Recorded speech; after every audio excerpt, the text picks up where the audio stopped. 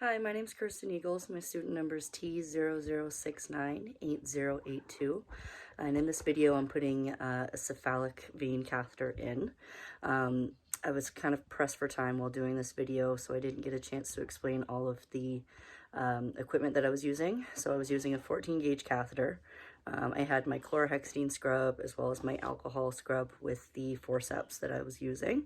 And then also later in the video at the end, there was an issue with the recording, so I didn't get to record me hooking up the fluids, but I did check for catheter patency, and then after that, the fluids were connected and the dog was moved into surgery. So that is all in this video. Thank you. Okay, so we're going to be putting an IV catheter here into Lily. So we have all of our equipment set up, so we're going to start off by shaving.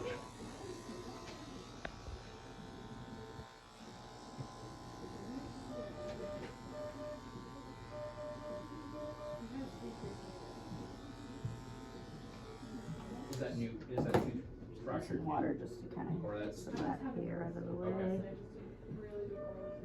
Okay. And we're just going to hold off there to see where we're going to be poking. I wouldn't think that looks.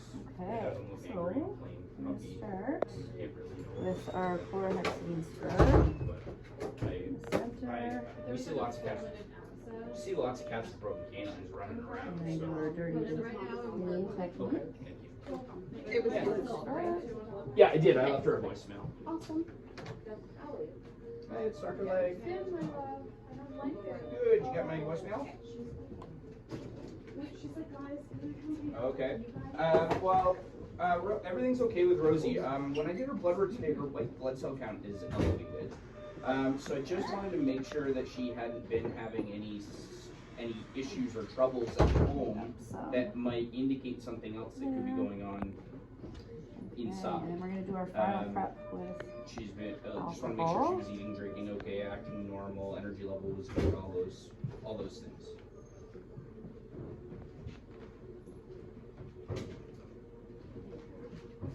Okay, so while that's drying a bit, we're just going to go wash our hands. But you haven't noticed anything sort of recently that's been different about her?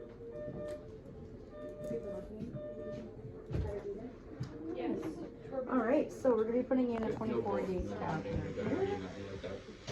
Eating normally as well. Okay.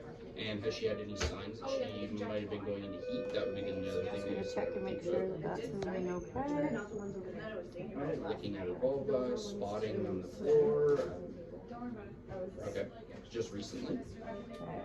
Okay. So we want to make sure bubbles up. This whole chart, and I'll just write all of the actual names on them, and then with the better usage. I actually think it's just the buprenorphine and all those different names that confuses me. So What's that? I can honestly make myself like a little sticky. Alright, so we've got our flash of blood You mean as here. far as the numbers? So, I have no idea. it's the catheter. I don't do much human blood work, so no. Are you okay?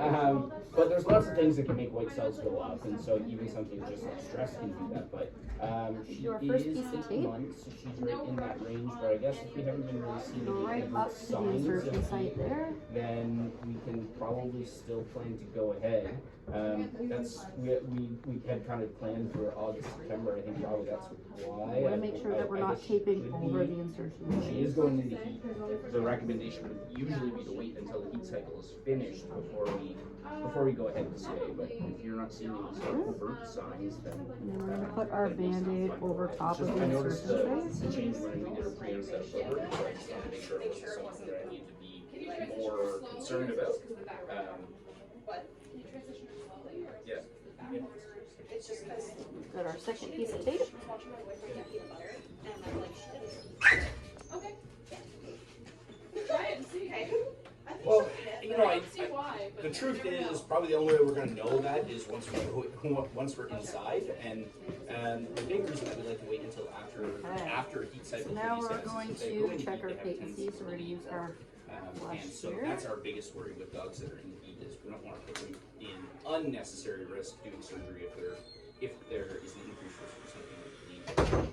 So I can't really tell for sure, but I do know we even repeated her blood count just to make sure that if it was just to see if it was just a lab machine error or if it was true. But when we repeated it, I got the Can same hook up our elevation.